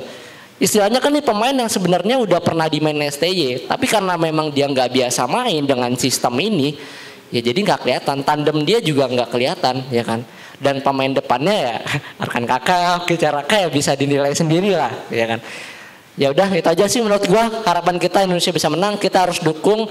Oke, buat seluruh pendukung timnas jangan mau terpecah belah, pokoknya kita harus optimis, ya kan. Kita harus yakin bahwa timnas kita sekarang sudah ke arah yang benar kata tadi Prof Andri ya. Bahwa ini up and down tapi kita harus pasti ke atas, kita harus yakin. Oke, itu aja dari gua. Terima kasih semuanya, selamat malam KPI. Thank you Akbar. Coba Akbar, gue mau nanya dulu. Gue nggak, kata lu kan tadi gue nggak mau nyalain Arkan Fikri nih. Terus lu nyalain siapa kira-kira? Kira-kira nyalain siapa pelatihnya? Apa klubnya, apa liganya? Wih, semuanya. Semua punya kesalahan. Karena setiap manusia adalah tempatnya salah dan lupa. Manusia bukan nabi, boy. Fuck. Terima kasih teman-teman sudah dibantu. Oke, tadi udah ada fans Arsenal, udah ada bapak dosen, udah ada pendiri FIFA. Ini dia fans yang mungkin lagi bete karena kemarin klubnya kalah. Klubnya kalah, makin sebel lagi karena Real Madrid dapat penghargaan. Aduh, mau naik gak nih? Oh mau, oke. Gue kira mau ikut berduka. Oke, ini dia fans Barca. Boleh ke depan langsung untuk Joshua. Tepuk tangan dong.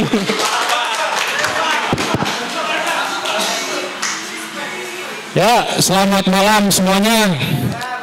Ya, bener ya tadi kata Gerardo, gue sebenarnya lagi lemes banget nih.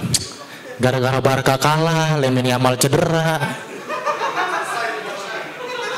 Gak nafsu gue main bola, sumpah dah. Nonton bola, main bola gak nafsu, parah. Ditambah lagi gue disalah-salahin nih sama orang-orang di sini. Katanya Barca kalah karena gue karma. Kemarin ngeledekin Eriksen.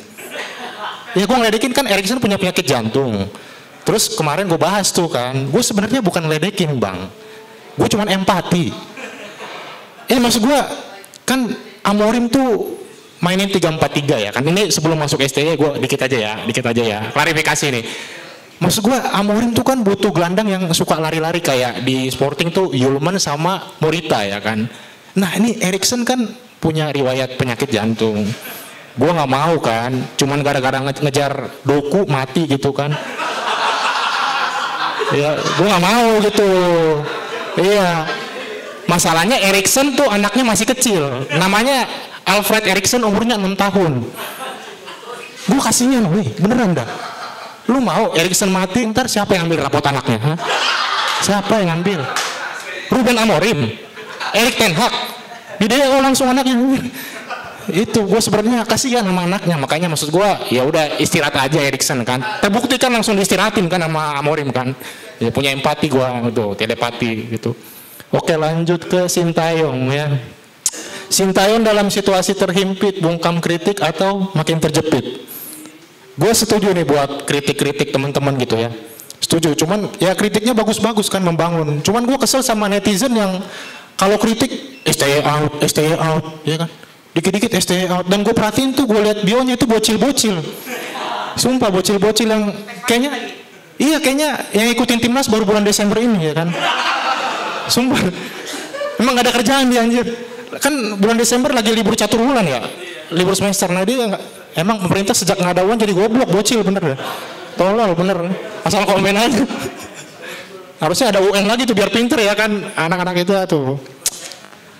Sintayong ya gue ada beberapa hal yang gue kritiki dari Sintayong gitu, kayak pemilihan pemain ya kan. Kayak ada pemain namanya Dava siapa lupa gue. Dava Fasya itu dia tuh di klubnya belum pernah pernah main dan masuk DSP cuma 3 kali. Dan dimainin lawan Laos. terbukti kebobolan 3 gol ya kan. Ya itu yang gue kritisi, maksud gue indikatornya apa gitu udah dipanggil ya kan. Itu terus meskipun begitu ya, gue tetap berharap nih STY bisa bawa menang lah lawan Filipina ya. Karena nih Filipina ya kalau gue perhatiin itu dia kalahnya dari bola set piece terus ya kan. Yang lawan Laos bola set piece, lawan Myanmar bola set piece juga ya kan, Vietnam juga bola set piece ya kan, tendangan sudut. Nah sementara timnas kita itu kalau ngegolin dari bola set piece, bener kan? Jadi kalau misalnya kalah lawan Filipina sih kasihan tuh Sintayong ya. Maksud gua Arhan tuh dengan tenaganya yang gede, otot tricepsnya yang kuat ya kan. Sayang banget kalau nggak dimanfaatin ya. Jadi menurut gua ya manfaatin lah bola set piece itu. Karena Filipina dan Vietnam ini sebenarnya punya peluang buat maju cuy. Ya kan? Indonesia poinnya 4. Myanmar 4, Vietnam 3. Vietnam 7. Puncak klasemen. Maksud gue Filipina 3. Cuman Filipina bisa nih ngalahin Indonesia kan. Kalau misalnya Indonesia tuh lengah gitu lini tengahnya gitu. Dan yang gue takutin teman ya dari timnas main di Piala AFF adalah cedera. Karena terbukti Rivaldo Pakpahan cedera. Bener kan? Untungnya pemain-pemain diaspora nggak dipanggil. Contohnya Jaides, ya kan?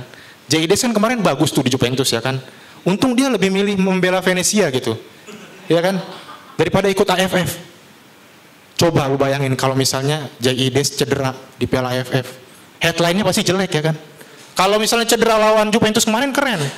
Jaides cedera karena di tackle Vlahovic. Ya kan? Pemain yang valuasinya tuh 1 triliun ya kan? Coba Jaides cedera karena di tackle Nguyen. Nguyen siapa anjir? Nggak ada yang kenal. Kota Roma juga nggak ada yang kenal kota Nguyen ya. Jadi udah bagus tuh ya. Apa pemain diaspora nggak gabung AFF. Tapi tetap gue berharap pemain-pemain timnas bisa ya minimal melajulah ke babak semifinal ya kan. Semoga timnas menang ya. Sekian dari gue Joshua, terima kasih. Thank you Joshua Barka. Luar biasa memang dari tadi teman-teman kita yang udah tampil di DPI Muda menunjukkan jam terbang dan kualitasnya luar biasa. Kayaknya udah siap nih Joshua Akbar udah siap di DPI ya sama Coach Justin. Apa? Iya tapi bukan gue yang nunjuk ya. sorry. Maksudnya mereka udah pernah tampil. Nanti bilang sama ini Abang Rizal ya. Kan Abang Rizal kan kakaknya Joshua juga di sini. Kakak berapa? Kakak ketiga, karena ada Rizal, Joshua Barka, Joshua Chelsea, Joshua Depok. Luar biasa. Oke, ini dia yang selanjutnya. Dia udah siap berangkat ke Inggris, teman-teman. Dia udah belanja jaket. Iya loh, udah belanja jaket, sial, sepatu, sama tolak angin. Takut masuk angin. Ini dia. Bukan Yolo. Oke, selamat malam semua. Baik lagi ketemu gue Juno Bukanyo. Kita rame-ramean seru-seruan lagi di komunitas Pondok. Cakep, Bira. Oke, udah. Oke, gue ini mau Bang, gue ngomong kan Bang. Oh iya. Ini gue mau bahas timnas Indonesia. Gue udah belajar tentang timnas Indonesia. Gila. Sebetulnya tuh kalau buat gue tuh timnas tuh Liverpool banget anjay. Enggak kan Bang? Iya. Ya nih gue mau bahas timnas Indonesia. Kalau yang gue nonton kemarin gila nggak? Bela-belain tuh gue 87 menit gue nonton timnas Indonesia gila. Gue selingin sama Arisan Trans 7. Anjir seru anjir. Bener. Gue nonton nih. Gue mempelajari ya dari gaya permainan kemarin gue nonton Indonesia Vietnam. Gila. Kalau menurut gue pribadi ya, itu Vietnam dari awal udah bermain dengan intensitas tinggi. Ya kan? Apa? Iya, intensitas gila. Udah tinggi. Gue gila, itu gue akuin Vietnam kemarin. Dan main Indonesianya lagi down banget, lagi off day. Kalau kata Rizal ya, gue belajar bahasa Inggris nih, quotes so tahu. Nih kalau gue tadi kemarin itu benar-benar Indonesia benar-benar markir bus banget ya kita kalau gue lihat dari itu. Karena Vietnam Ya kalau menurut gue pribadi sih permainannya nggak bagus-bagus banget. Dia cuma menang hard workingnya aja, kerjanya keras banget. Iya itu gue bilang menurut gue gila sih kalau kata gue. Gue akuin sih emang Vietnam kemarin ini banget. Dan gue lihat kemarin gue kecewa, jujur gue kecewa sama pemain timnas Indonesia di lini depan dan lini tengah. Iya. Gue udah bisa menilai nih sekarang. Arkan Fikri yang dari tadi jadi pembahasan hangat. Dan kemarin menurut gue itu permainannya enggak banget, enggak Indonesia banget. Gila.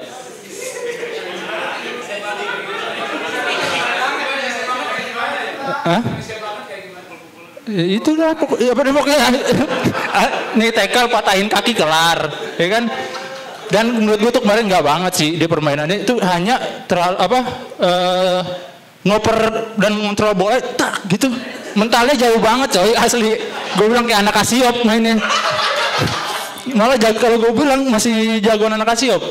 Terus kemarin gue lihat dengan strikernya kan nggak bisa kita hanya bertulang punggung belakang oleh Arhan, lemparan out Arhan, ya kan, corner throw in, ya kan, nggak bisa dong sepanjang turnamen hanya mengharapkan gol dari throw in, nggak banget. Kalau menurut gue nggak bisa Indonesia begitu terus. Masa lo mau ngandelin dia lempar out terus? Kalau tiba-tiba tangannya salah urat kan nggak bisa kan? Kalau si Arhannya harus dibawa ke Haji Nawi tuh, atau nggak Gopri itu yang dicelduk. Nah, nggak bisa begitu kalau menurut gua.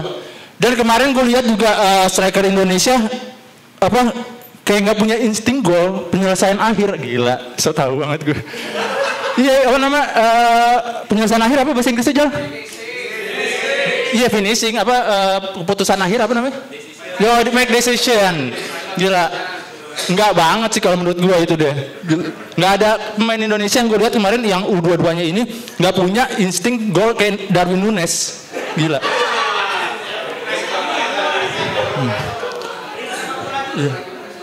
Kayak kemarin menurut gue enggak bekerja dengan baik tuh Rafael Struijk. Tulisannya gimana? STRAUICK kan? Struijk. Ya kan gue orang Indonesia, mau gimana? Ya kan begitu kan. Ya itu kayaknya dia dari lahir nggak dikasih nutrisi dan vitamin deh. Beneran letoy banget bang. Sama Vietnam yang badannya kurus aja gitu masih gedean gue malah. Gue aja berarti 60 kilo, strike nggak tahu berapa. Itu gila lemah banget bang. Bener-bener nggak bisa mengontrol permainan di lini depan. Ya body balance-nya tuh kurang banget. Makanya dia di senior cuman diandalin kerja kerasnya aja oleh STY. Dan gue sedikit menilai STY juga kalau gue bilang dia sih nggak bisa menyamakan timnas senior dan timnas U22. Ya karena permainannya beda, gaya pemain-pemainnya pun beda. Di senior kan banyak pemain-pemain naturalisasi, diaspora, diaspora ya kan. Dan pemain yang U22 yang masih belajar, emang gue akuin U22 ini untuk masa depan yang lebih cerah, ya kan. Kita memainkan timnas U22 ini.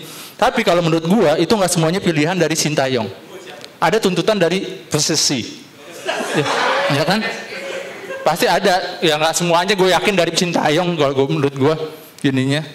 Ya makanya jam terbang kinerjanya tuh sistemnya nggak berjalan dengan baik, ya kan. Ada yang setuju nggak? Kalau nggak setuju komen aja nanti di bawah. Ya, bener-bener pas di video gue dipotong mulu anjir sama editornya. Gue nggak tahu kenapa. Ya menurut gue kayak gitu. Untuk kedepannya lawan Filipina, gue mau preview sedikit. Kita di atas kertas sih posisi kita diunggulkan sedikit, ya kan. Cuma gue nggak mau terlalu mengunggulkan. Kenapa? Karena kalau menurut gue, kalau kita udah berekspektasi tinggi, gue ngerinya kayak waktu lawan Cina, kayak lawan Laos. Akhirnya apa? Kecewa kan? Bener nggak? Bener nggak? Ya kayak cewek kayak cowok udah 3 tahun pacaran tapi ditinggal nikah, ya kan? Gila, kecewa. Itu apaan sih ya? Itu kecewa kalau kayak gitu. Jadi kita nggak boleh berekspektasi tinggi, cuman kita hanya berharap agar Indonesia menjadi lebih baik. Setuju nggak? Oke, berarti omongan gue kali ini bener nih ya. Oke, sekian dari gue, Yuno bukan Yono. Sampai jumpa di episode depan. Terima kasih. Thank you, Yuno Liverpool, calon berangkat ke Inggris. menyapa penonton. Oke, itu dia Yuno tadi dengan penampilan yang selalu menghibur, tampil ala anak shuffle. Ada yang tahu shuffle nggak sih? Ini jangan kagak tahu lagi. Udah enggak ya? Ya udahlah nggak apa-apa, skip aja. Yang terakhir ini dia, yang datang paling terakhir tapi siap untuk maju. Dia juga udah naik ke DPI Muda. Siapa lagi? Siapa lagi? Ayo. Belibet gua. Ini dia, bola untuk Togi. Oke, selamat malam semuanya. Akhirnya gue ngerasain atmosfer KPI lagi ya. Gue ngerasain Indonesian Pandit Community. Bahasa Inggris lagi, emang Gerardo doang yang bisa bahasa Inggris ya bang. Oke, kan gue udah berapa minggu nggak datang dan gue senang bisa tampil di sini lagi. Gue antusias buat hari ini. Kebetulan kita temanya dikasih tentang timnas. Sintayong terhempit tadi ya. Ya, STY dalam situasi terhimpit, bungkam kritik atau makin terjepit. Menarik ya, karena dari tema hari ini semakin nunjukin statement yang bilang kalau AFF itu piala ciki atau piala AFF itu nggak penting, hanya hiburan doang, omong kosong gitu. Karena pada faktanya ketika kita hasilnya negatif, kurang baik gitu, ternyata tanggapan dari publik tetap menganggap serius hingga akhirnya Sintayong jadi imbasnya gitu kan, yang katanya terhempit gitu.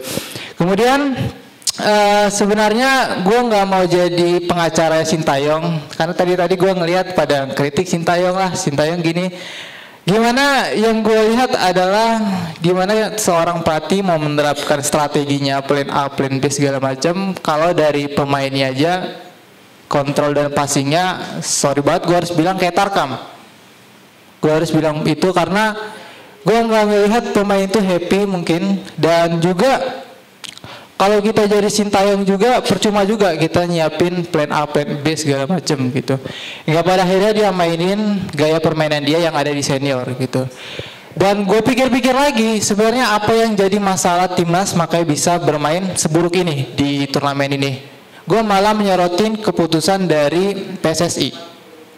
Gue malah menyoroti PSSI yang lebih memilih menurunkan timnas U22 di turnamen ini. Yang mana ini ngedorong gue akhirnya ada setuju sama salah satu statement dari Bung Toel. Dari sekian banyaknya statement yang dia keluarin, gue selalu mencoba sebenarnya mana yang benar. Ternyata akhirnya gue menemuin. Dia mengatakan kalau kan banyak mengatakan bahwa AFF ini jadi ajang regenerasi kan, ajang regenerasi dari PSSI. Dia bilang gini, ini bukan ajang dari regenerasi. Kalau ajang regenerasi ada turnamennya sendiri, ada AFF U19, ada AFF U23 segala macam. Jadi ini emang untuk ya senior gitu. Nah ini yang menurut gua menjadi masalah dari PSSI. Kenapa harus menurunkan U22? Kayak gitu. Kenapa jadi seolah-olah kayak nyudutkan Sintayong lah. Lu harus dikasih batasan manggil pemain yang usianya di bawah U22. Padahal gue yakin kalaupun dikasih kebebasan, misalnya Sintayong terserah lu mau milih pemain dari Liga 1, mau usianya berapapun yang sesuai sama kriteria lu, yang cocok sama game plan lu, dia bakal panggil juga kok ini pemain-pemain muda. Karena dari sejarah-sejarah sebelumnya juga Sintayong salah satu pelatih yang suka memainkan pemain muda gitu. Dia datang ke PSSI sebelum masa Erick Thohir, masih masa-masa Iwan Bule, dia berani potong generasi, artinya ini pelatih yang suka lah menggunakan jasa-jasa pemain muda. Nah makanya gue yakin kalaupun dikasih keputusan terserah lu mau milih pemain siapapun, mau usianya berapapun, dia bakal panggil kok. Contohnya Kadek Arel misalnya, gue yakin bakal dipanggil pemain-pemain yang nunjukin performa yang positif lah. Dan gue juga ngerasa pemain yang kemarin jelek banget melawan Laos itu emang lagi jelek aja gitu. Karena gue nggak percaya kalau kualitas mereka sebatas itu gitu loh. Pemain profesional main di liga utama, liga tertinggi di negara ini, tapi punya passing dan kontrol kayak Takram gue bilang tadi. Gue masih nggak percaya gitu. Makanya gue masih berharap, gue masih naruh harapan buat 22 pemain inilah kurang lebih nunjukin bahwa mereka layak gitu ada di tim ini, layak masuk timnas gitu. Karena performa kemarin mereka menghadapi Laos sama sekali mereka nunjukin sesuatu yang harusnya lu belum ada di tim ini gitu, belum ada di sekelas tim nasional kayak gitu. Dan kemudian juga kalau teman-teman di sini menganggap emang Piala AFF itu nggak terlalu penting, Tapi jujur dari gue pribadi masih berharap kita raih piala lah di turnamen ini. Karena gue adalah bocil-bocil 2010, 2016 yang ngerasakan di mana kita kalah di final. Di masa-masa di mana gue nonton timnas, kalau timnas kalah, gue bisa 3-4 hari ke depan moodnya jelek. Iya, gue ngerasain 2010 kalah di mana awal gue nonton bola itu di 2010 di AFF. Makanya gue masih berharap di piala ini ya minimal kita kasih dukungan dulu lah menghadapin Filipina gitu. Kalau menghadapi Filipina ujian yang bisa kita lewati di semifinal, menghadapi Thailand berat, tapi kita punya Arhan Rama Robi Darwis loh. Jadi hal-hal kecil yang kayak gitu mungkin nanti kita ngadapin Thailand bisa bertahan, tapi hal-hal kecil lemparan ke dalam apa segala macam adanya bisa kita manfaatkan untuk di semifinal kalau kita nanti lolos. Ya semoga kita bisa menang untuk ngadapin Filipina kemarin untuk biar melangkah lebih jauh lah. Cukup sekian dari gua, terima kasih. Thank you Togik, dan dengan majunya Togik maka semua peserta sudah tampil, semua peserta sudah menyampaikan opininya, dan gimana Bang Rizal closing? Oh, langsung aja. Oke, jadi gua di sini mengucapkan terima kasih buat teman-teman yang sudah menyempatkan ke sini walaupun agak terlambat tadi, kita startnya agak telat dan juga hujan deras di luar sana, dan hujannya lebih deras daripada gol-gol Indonesia. Jarang banget soalnya kayak lagi gerimis tapi panas gitu. Terima kasih sudah hadir, dukung terus timnas sepak bola Indonesia, dukung terus sepak bola Indonesia, dan buat yang nonton di rumah jangan lupa tinggalin komen, like, subscribe, dan kalau kalian pernah ninggalin komen-komen tentang dia ngapain sih maju mulu nih, siapa sih nih orang, makanya datang ke sini karena di sini bebas buat siapapun dari kalangan apapun ngebahas sepak bola, baik yang sepak bola garis keras atau yang garis keras wibu juga boleh kesini. Oke, kalau begitu Gerardo Gusti pamit undur diri, sampai jumpa di AKPI episode selanjutnya.